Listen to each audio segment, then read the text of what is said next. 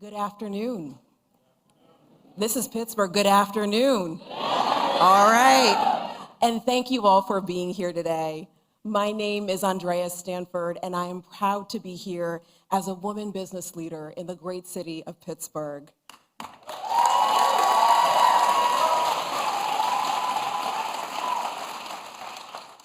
Throughout my career, I have spent my time working to improve the lives of my neighbors and my community. And over the years, especially as a young person getting started, it's not always clear where we'll end up. However, nothing would be possible without getting that first opportunity. That's why I'm grateful that I get to stand here today to introduce a leader who understands the value of that first opportunity. You see, the Vice President is here in Pittsburgh today to lay out her vision for the future of our economy. One where the middle class grows, where capitalism thrives, and where bad actors who try to screw over the little guys are held to account.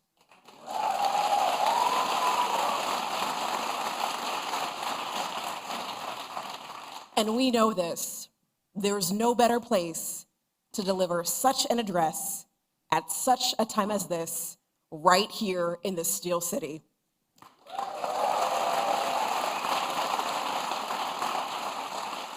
You see, if there's one thing that I've learned from living in Pittsburgh over the years, is that when given the opportunity to succeed, Pittsburghers, or Yinzers as we lovingly call ourselves, we put in the work to pursue our dreams and make them a reality.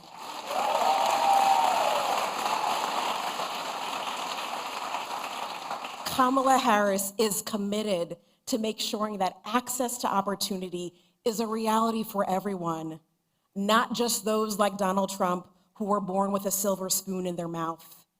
You see, today's speech is Vice President Harris's chance to tell the American people why she believes, what she believes about fairness, about building and expanding the middle class, and about how we ensure that every child in this great nation has equal access to the American dream, and how she'll get it done as president.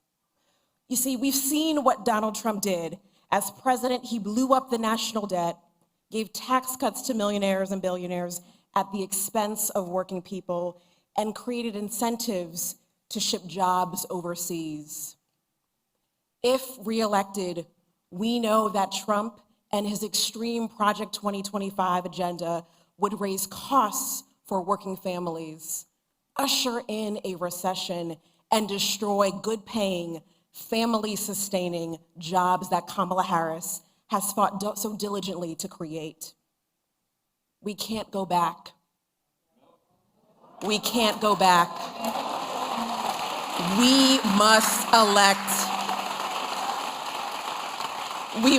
elect Kamala Harris in November, not just because it's important that we have a leader with the character to be present, but because working families across the nation are depending on her. With that, it is my honor to introduce someone who has dedicated her life to public service, a woman who has spent her entire career fighting for everyday Americans. And let me remind you of her background. As a prosecutor, she took on, you know the story, y'all, she took on violent criminals and held them accountable. As Attorney General, she fought for hundreds of thousands of homeowners after they were defrauded by the big banks. And as United States Senator and our Vice President, she has continued to fight to lower costs for working families while growing our economy and working to make it more fair. Without further ado, I am overjoyed to welcome the next President of the United States, Kamala Harris.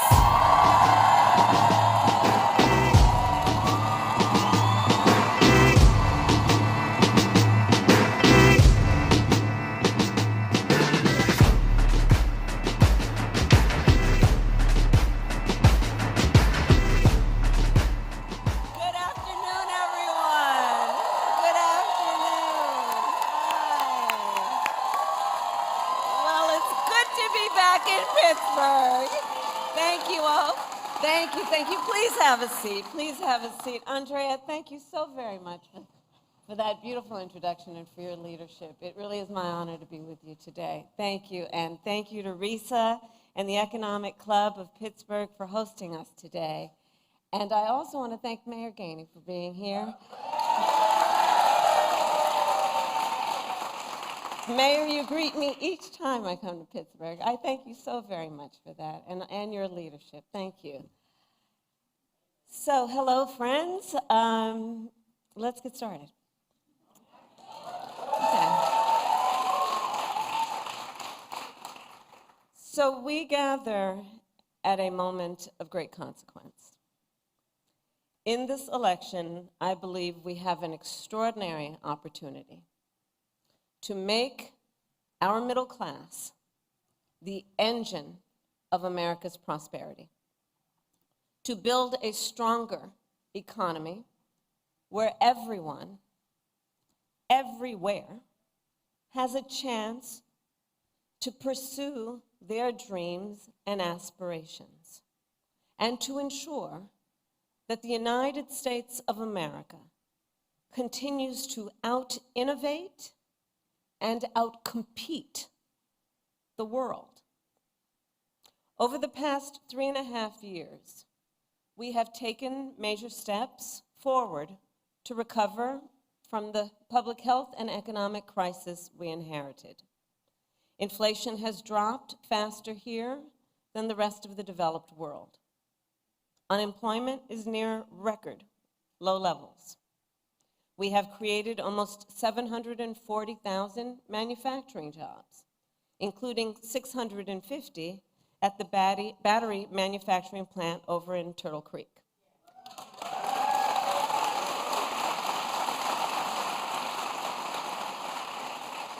And we have supported another 15,000 jobs at Montgomery Locks.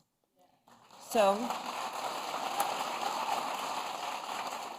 these are local, great examples of the work that we have achieved thus far. And last week, for the first time, of course, in 4.5 years, the Federal Reserve cut interest rates, which will make it just a little easier for families to buy a home or a car or just pay down their credit card bill.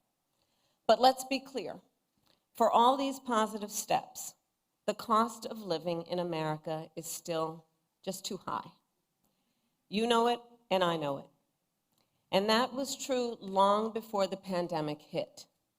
Many Americans who aspire to own a home are unable to save enough for a down payment on a house, and starting to think that maybe home ownership is just outside of their reach. Folks who live in factory towns and in rural communities, who have lost jobs, are wondering if those jobs will ever come back. Many Americans are worried about how they'll afford the prescription medication they depend on. All of this is happening at a time when many of the biggest corporations continue to make record profits while wages have not kept up pace. I understand the pressures of making ends meet. I grew up in a middle-class family, and while we were more fortunate than many, I still remember my mother sitting at that yellow Formica table, late at night, cup of tea in hand, with a pile of bills in front of her, just trying to make sure that she paid them off by the end of the month. Like so many Americans, just trying to make it all work. Every day, millions of Americans are sitting around their own kitchen tables and facing their own financial pressures. Because over the past several decades, our economy has grown better and better for those at the very top, and increasingly difficult for those trying to attain, build, and hold on to a middle-class life. In many ways, this is what this election is all about. The American people face a choice between two fundamentally very different paths for our economy. I intend to chart a new way forward and grow America's middle class. Donald Trump intends to take America backward to the failed policies of the past. He has no intention to grow our middle class. He's only interested in making life better for himself and people like himself, the wealthiest of Americans. You can see it spelled out in his economic agenda. An agenda that gives trillions of dollars in tax cuts to billionaires and the biggest corporations, while raising taxes on the middle class by almost $4,000 a year, slashing overtime pay, throwing tens of millions of Americans off of health care, and cutting Social Security and Medicare. In sum, his agenda would weaken the economy and hurt working people and the middle class. You see, for Donald Trump, our economy works best if it works for those who own the big skyscrapers, not those who actually build them, not those who wire them, not those who mop the floors,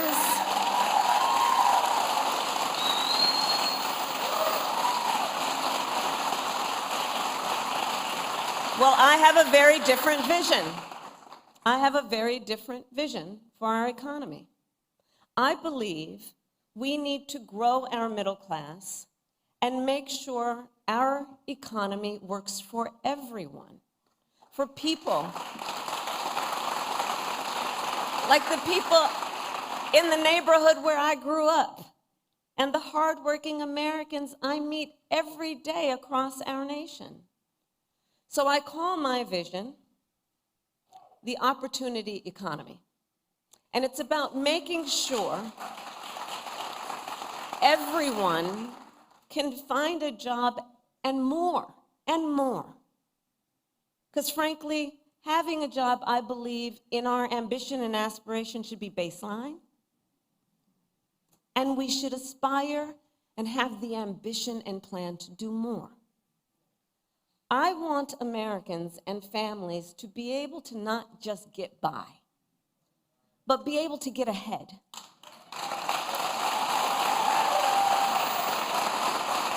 To thrive. Be able to thrive. I don't want you to have to worry about making your monthly rent if your car breaks down. I want you to be able to save up for your child's education, to take a nice vacation from time to time. I want you to be able to buy Christmas presents for your loved ones without feeling anxious when you're looking at your bank statement. I want you to be able to build some wealth, not just for yourself, but also for your children and your grandchildren, intergenerational wealth.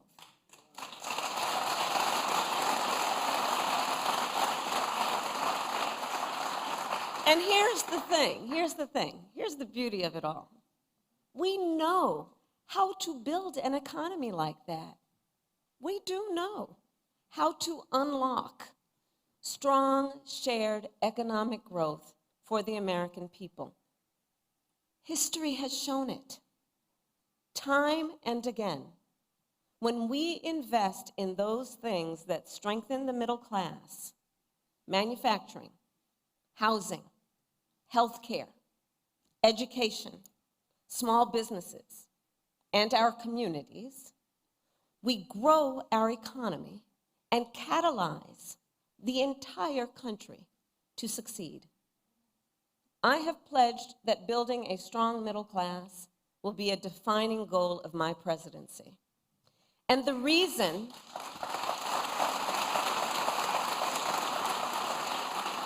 but let me tell you, the reason is not about politics and it's not about ideology.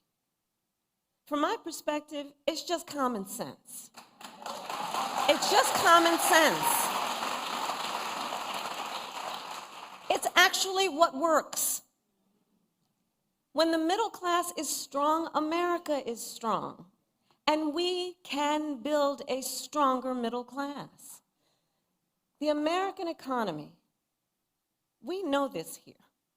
The American economy is the most powerful force for innovation and wealth creation in human history.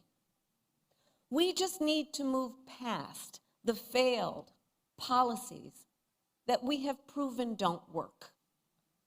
And like generations before us, let us be inspired by what is possible. As president, I will be grounded in my fundamental values of fairness, dignity, and opportunity. And I promise you, I will be pragmatic in my approach. I will engage in what Franklin Roosevelt called bold, persistent experimentation.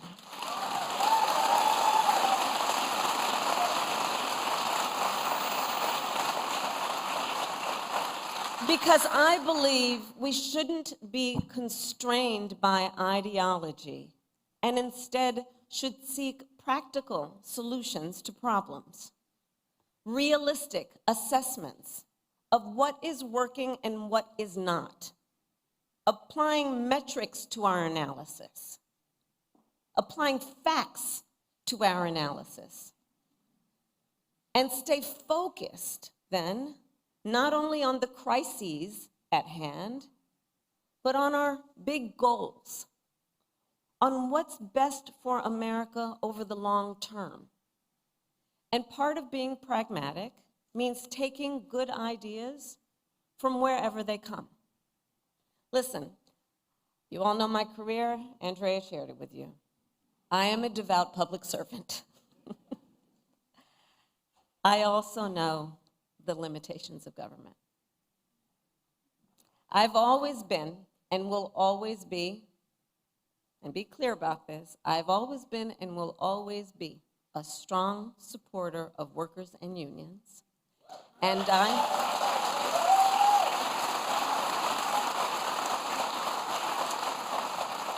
I also believe we need to engage those who create most of the jobs in America. Look, I'm a capitalist. I believe in free and fair markets. I believe in consistent and transparent rules of the road to create a stable business environment. And I know the power of American innovation.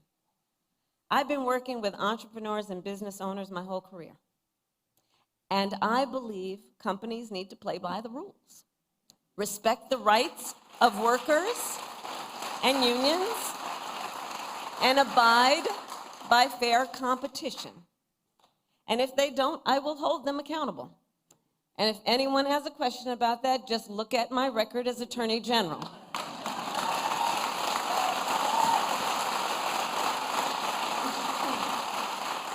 Look at my record in California, taking on the big banks for predatory lending, taking on big healthcare companies for conspiring to jack up prices, taking on a big for-profit college for scamming veterans and students. At the same time, I believe that most companies are working hard to do the right thing by their customers and the employees who depend on them.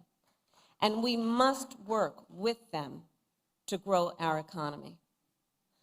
I believe an active partnership between government and the private sector is one of the most effective ways to fully unlock economic opportunity. And that is what I will do when I am president. I will target the major barriers to opportunity and remove them. We will identify common sense solutions to help Americans buy a home, start a business, and build wealth. And we will adopt them. So let's start then with the first pillar of an opportunity economy, which is lowering costs. So I made that our top priority for obvious reasons, because if we want the middle class to be the growth engine of our economy, we need to restore basic economic security for middle-class families. To that end, the most practical thing we can do right now is to cut taxes for middle-class families and individuals. And that's what we will do. Under my plan, more than 100 million Americans will get a middle-class tax break. That includes $6,000 for new parents during the first year of their child's life. To help families cover everything from car seats to cribs. We'll also cut the cost of childcare and elder care. And finally, give all working people access to paid leave, which will help everyone caring for children, caring for aging parents, and that sandwich generation, which is caring for both.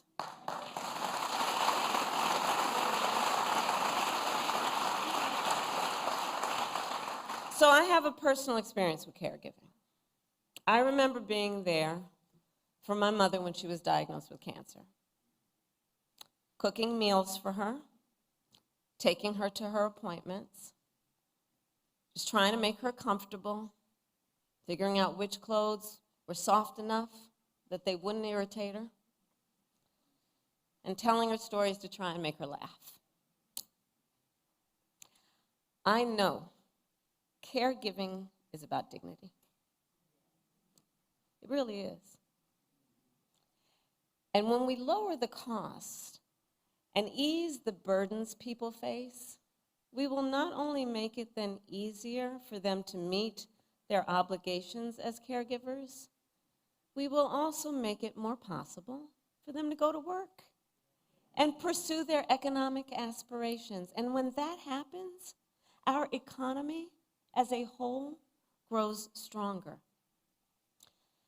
Now, middle-class tax cuts are just the start of my plan. We will also go after the biggest drivers of cost for the middle class and work to bring them down. And one of those, some would argue one of the biggest, is the cost of housing. So here's what we will do. We will cut the red tape that stops homes from being built and take on, in addition, corporate landlords who are hiking rental prices. And we will work with builders and developers to construct 3 million new homes and rentals for the middle class, because increasing the housing supply will help drive down the cost of housing.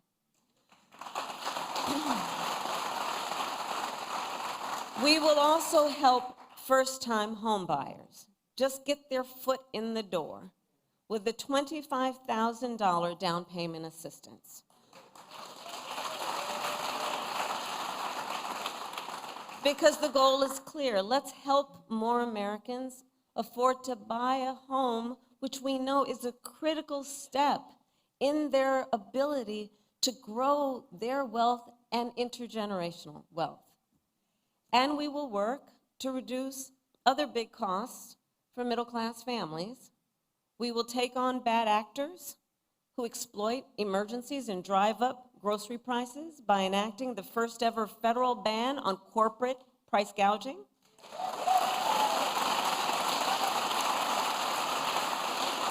I had the experience of dealing with that when I was Attorney General. We will take on Big Pharma and cap the cost of prescription drugs for all Americans, just like we did for our seniors. Now, by contrast, Donald Trump has no intention of lowering costs for the middle class.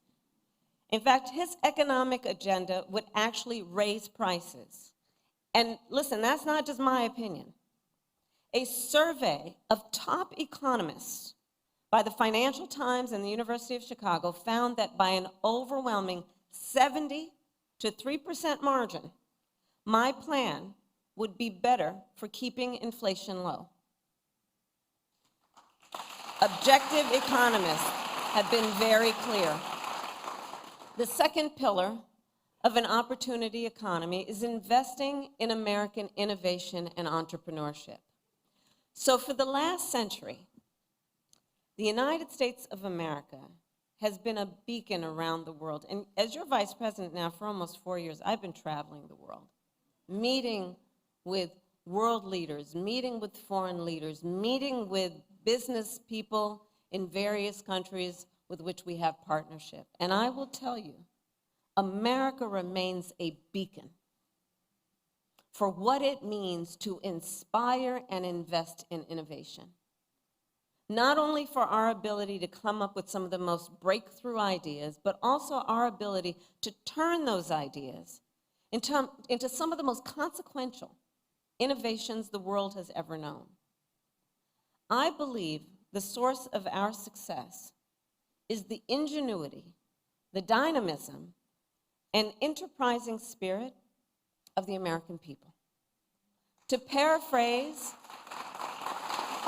yes, it is, it's our nature. It's our nature. To paraphrase Warren Buffett, since the founding of our nation, there has been no incubator for unleashing human potential like America. And we need to guard that spirit. We have to guard that spirit. Let it always inspire us. Let it always be the source of our optimism, which is that spirit that is so uniquely American. And let that then inspire us by helping us to be inspired to solve the problems that so many face, including our small business owners. So as I travel the country, what I hear time and again from those who own small businesses and those who aspire to start them is that too often an entrepreneur has a great idea, not too often, that's good, and they have the willingness to take the risk, but they don't have access to the capital that they need to make it real. And as Andrea said, not everybody was handed on a silver platter $400 million and then filed for bankruptcy 6 times. Oh, I said that. I actually said that. Well, we can make it easier. We can make it easier for our small businesses to access capital. On average, it costs about $40,000 to start a new business. But currently, the tax deduction for startups is only $5,000. So currently, for startup costs, the tax deduction is $5,000. Well, in 2024, it is almost impossible to start a business on $5,000, which is why, as president, I will make the startup deduction 10 times richer, and we will raise it from $5,000 to $50,000 tax deduction. And provide low and no interest loans to small businesses that want to expand. All of which will help achieve our ambitious, some would say, but that's okay, let's be ambitious, our ambitious goal of 25 million new small business applications by the end of my first term. I know this is very achievable. And for anyone here who is a small business owner, works for a small business, or has a small business in your life, you understand what I'm talking about in terms of when we build up our small businesses, what that does to entire communities to lift them up economically, civically, culturally, and in every way. Small businesses, the point being, help drive our economy. And they create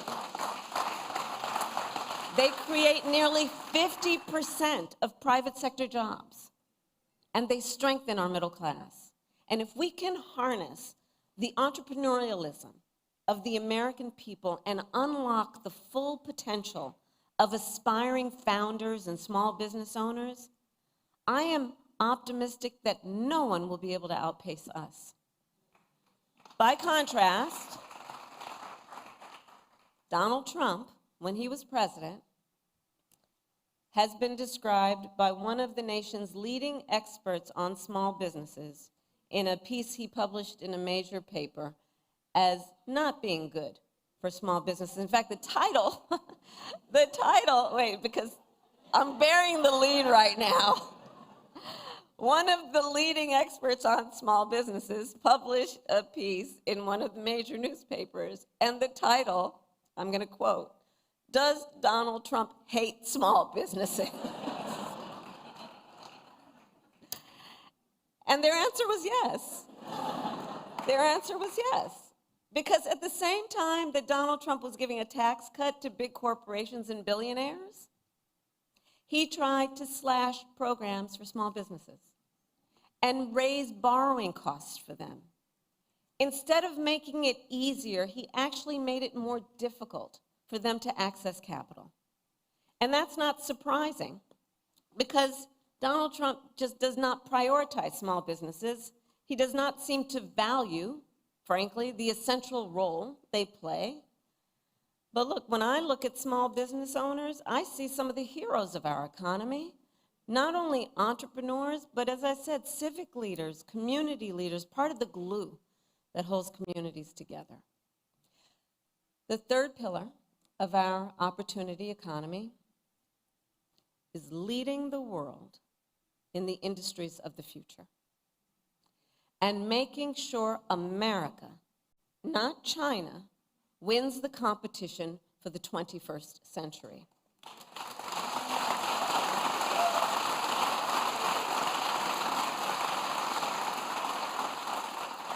One of the recurring themes in American history is that when we make an intentional effort to invest in our industrial strength, it leads to extraordinary prosperity and security, not only for years, but for generations.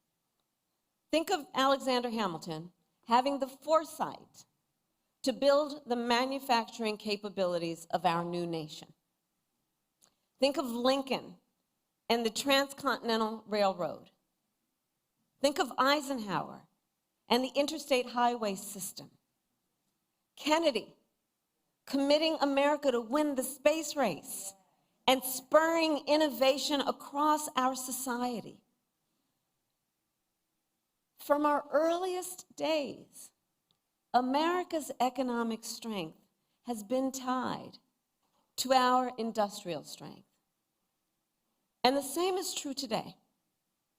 So I will recommit the nation to global leadership in the sectors that will define the next century. We will invest in biomanufacturing and aerospace, remain dominant in AI and quantum computing, blockchain and other emerging technologies, expand our lead in clean energy innovation and manufacturing,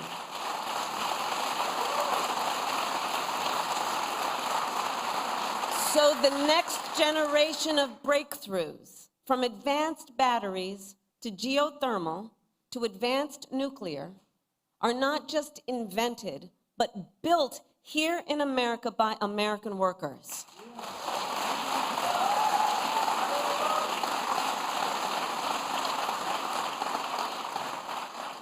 And we will invest in the industries that, for example, made Pittsburgh the Steel City by offering tax credits for expanding good union jobs in steel and iron and manufacturing communities like here in Mon Valley.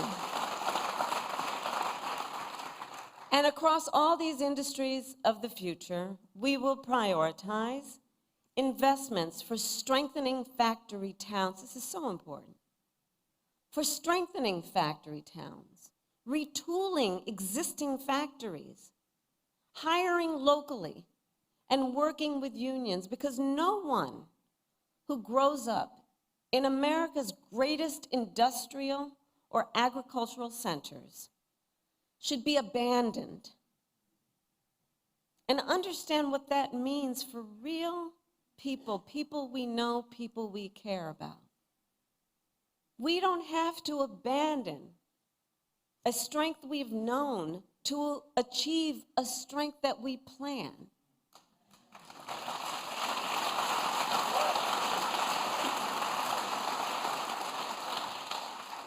And here's what else we will do when I'm president. We will double the number of registered apprenticeships by the end of my first term.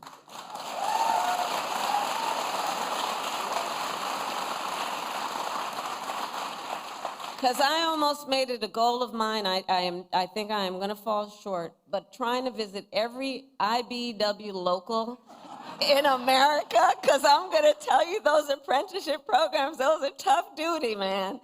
And women and everyone. They're tough duty. I mean, talk about the skills that are about engineering and science and math and just the most highly skilled folks who are in those apprenticeships and teaching there.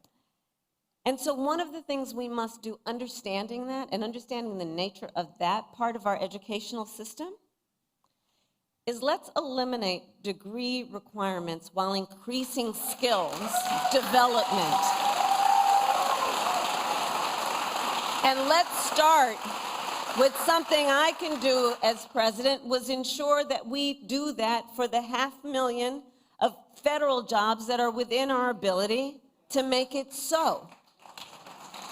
Showing what is possible and then challenging the private sector to make a similar commitment to emphasizing skills and not just degrees.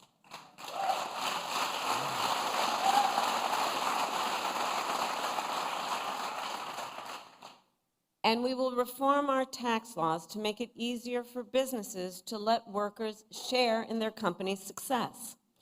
And I will challenge the private sector to do more, to lift up workers through equity, profits, and benefits, so more people can share in America's success and prosperity.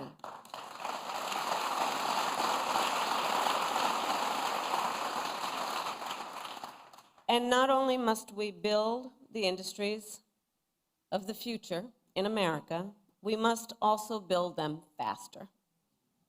You know, there's a time for patience, and there's a time for impatience. That's not in Ecclesiastics, but just went off script for a minute, Mayor. But the simple truth is, in America, it takes too long and it costs too much to build. Whether it's a new housing development, a new factory, or a new bridge, projects take too long to go from concept to reality. It happens in blue states, it happens in red states, and it's a national problem. And I will tell you this, China is not moving slowly. They're not. And we can't afford to either. If we are to compete, we can't afford to either. As president, if things are not moving quickly, I will demand to know why, and I will act. I will work with Congress, workers and businesses, cities and states, community groups and local leaders to reform permitting, to cut red tape, and get things moving faster. Because, look, as I said, patience may be a virtue, but not when it comes to job creation or America's competitiveness. Many of you know, the Empire State Building, you know how long it took to build that? 1 year. The Pentagon, you know how long that took? 16 months. No one can tell me we can't build quickly in our country.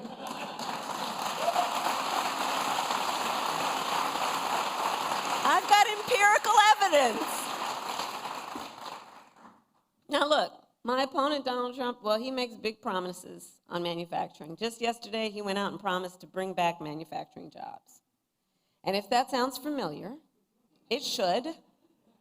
In 2016, he went out and made that very same promise about the Carrier plant in Indianapolis.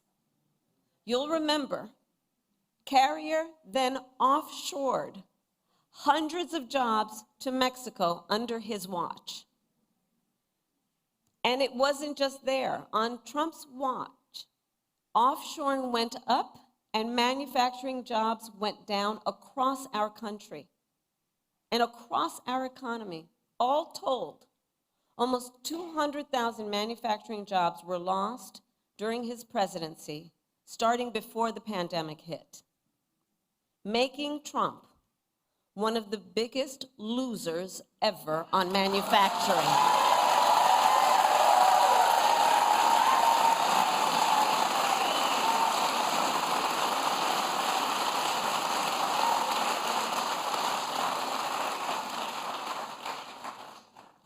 Donald Trump also talked a big game on our trade deficit with China.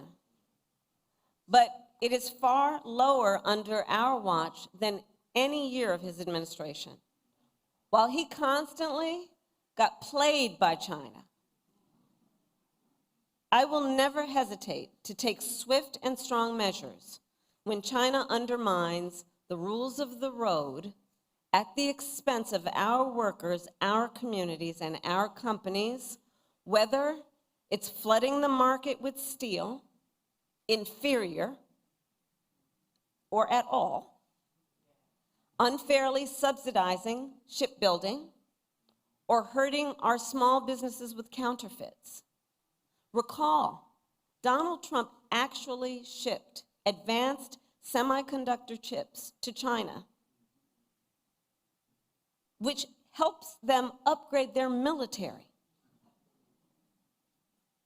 Understand the impact of these so-called policies that really are not about a plan for strengthening our prosperity or our security. I will never sell out America to our competitors or adversaries. Never. Never.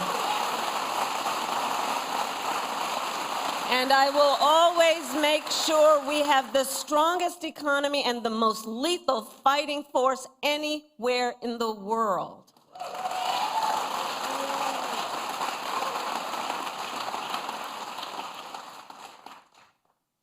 So at this pivotal moment, we have an extraordinary opportunity to chart a new way forward. One that positions the United States of America and all of us who are blessed to call this home for success and prosperity in the 21st century. You know, there's an old saying that the best way to predict the future is to invent it. Well, that is the story of the Steel City. That is the story of the Steel City. The city that helped build the middle class, birth America's labor movement, empower the rise of American manufacturing, and the city where Alan Newell and Herbert Simon launched the first AI research hub at Carnegie Mellon.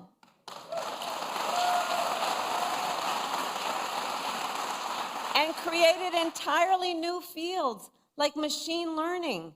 And Carnegie Mellon is now home to the largest university robotics center in America.